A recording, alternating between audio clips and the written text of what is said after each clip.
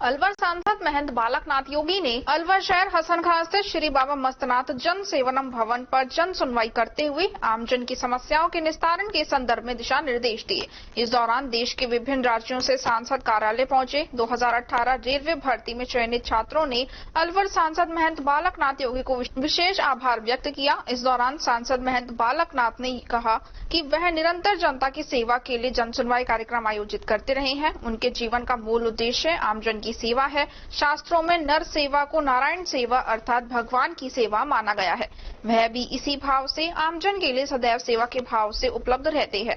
इस दौरान मीडिया कर्मियों द्वारा जिले में बढ़ते अपराध और खूनी संघर्षों के संबंध में पूछे गए सवालों का जवाब देते हुए कहा कि अलवर सहित संपूर्ण राजस्थान में जो हालात हैं वो किसी से छुपे नहीं है। अवैध खनन, जमीनों पर कब्जा, हत्या, लूट, गैंगरेप, ठगी, दलितों व महिलाओं पर अत्याचार, बढ़ते अपराध सरकार की अराजक कुशासन के साक्षात प्रमाण है। उन्होंने कहा कि गहलोत सरकार मुगलिया शासन व्यवस्था को अपना चुकी है। पुलिस और प्रशासन के माध्यम से जनता पर निरंतर अत्याचार करवा रही है। जमीनों पर अवैध कब्जे, प्रॉपर्टी से जुड़े मामले, पुलिस प्रशासन की भूमिका संदिग्ध रही है। नौगामा खूनी संघर्ष में संबंधित थाने की एसएचओ और डीएसपी की भी भूमिका संदिग्ध है। गत रात्रि घायलों के परिजनों से सानिया हॉस्पिटल में मिलते हुए हर संभव सहायता का आश्वासन दिया। उन्होंने कहा कि सरकार की कुनीतियों का शिकार आम जनता हो रही है। प्रदेश में बहुत से ऐसे प्रकरण देखे गए हैं जहां पुलिस भू माफियाओं से साठगांठ करते हुए अवैध जमीनों पर कब्जा करा रही है। यह सब सरकार के नेता और विधायकों की राह पर हो रहा है। उदयपुर कन्हैया लाल हत्याकांड मामले में कांग्रेस सरकार पर सवाल उठाते हुए कहा कि निर्मम हत्याकांड के बाद भी गहलोत सरकार निरंतर राजनीति कर रही है। सरकार की लापरवाही के कारण 1 वर्ष से अधिक व्यतीत हो जाने पर भी आज भी अपराधियों को सजा नहीं मिल सकी है। गहलोत सरकार एक तरफ गौ तस्कर के मृत होने पर 15-15 लाख रुपए की रेवड़ियां बांट रही है, दूसरी तरफ मृतक कन्हैया लाल के परिजनों को नाम मात्र का मुआवजा देकर तुष्टीकरण की राजनीति को बढ़ावा दे रही है। उन्होंने कहा कि राजस्थान की जनता पक्षपात की इस राजनीति को नहीं सहेगी। संपूर्ण राजस्थान प्रदेश शांतिपूर्ण सह अस्तित्व में विश्वास करने वाला है, लेकिन गहलोत सरकार राजस्थान को मुगलिया प्रदेश बनाने में लगी हुई है। आने वाले दिनों में राजस्थान की जनता सरकार की मुगलिया नीतियों का अवश्य जवाब देगी।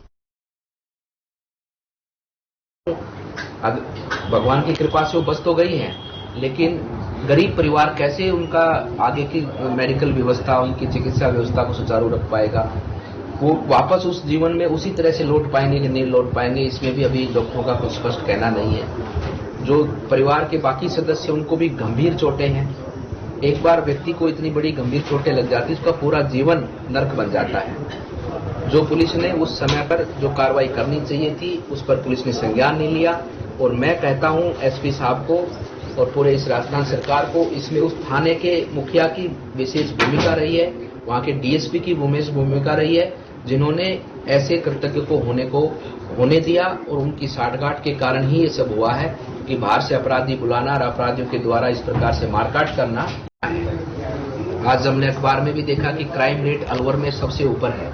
हत्याओं के मामले हो, डकैती के मामले हो, अपहरण के मामले हो। आज गुंडागर्दी में राजस्थान का सबसे बड़ा जिला अलवर बन चुका है, और ये बना है इस कांग्रेस के कारण। अलवर एक धार्मिक और ऐतिहासिक स्थल है, बाबा भर्तृहरि जी की तपोस्थली है। पर्यटन के क्षेत्र में देखें तो यहाँ पर अपार संभावनाएं हैं, और अलवर के अंदर जितना उद्योग देखें तो एशिया का बड़ा क्षेत्र, औद्योगिक क्षेत्र अलवर के अंदर है, दिल्ली से नजदीक है। लेकिन उसके बावजूद जिस प्रकार से प्रशासन यहाँ पर आज जिस प्रकार से लचर और इन नेताओं के चक्कर में आकर वो अपना दायित्व भूल चुका है, और इन नेताओं के कारण आज प्रशासन काम भी नहीं कर पा रहा है। और प्रशासन की इस तरह से मैं कहता हूँ कि उनकी आत्मा मर चुकी है कि बाहर से गुंडे आकर यहाँ पर बदमाशियां करते हैं। और जो मैं बात बोलता आया हूँ कि पुलिस ठेका लेने लग चुकी है। आज पुलिस ठेका उठाती है कब्जे दिलाने के, कब्जे छुड़वाने के, कब्जा करवाने के, ऐसे ठेके पुलिस लेने लग गई तो कैसे लॉ एंड ऑर्डर राजस्थान में और अलवर में कायम होगा, कैसे जनता को न्याय मिलेगा। तो मैं मानता हूं कि ये अलवर की जनता इन विषयों को लेकर बहुत पीड़ित है। हर महीने में कुछ न कुछ ऐसा मामला आता है जिसमें पुलिस की भूमिका बहुत ही गंभीर दिखती है, और पुलिस उन मामलों में कहीं न कहीं अपराध को बढ़ावा देने में अपराधियों का सहयोग करती है, भू माफियाओं का सहयोग करती है या खनन माफियाओं का सहयोग करती है। तो इन पर अंकुश लगना चाहिए, और अलवर की जनता को इन विषयों को गंभीरता से लेते हुए आने वाले समय पर इस व्यवस्था को बदलकर एक ऐसी व्यवस्था कायम करनी चाहिए जो लॉ एंड ऑर्डर को स्थापित करे और जनता के विकास को प्राथमिकता दे।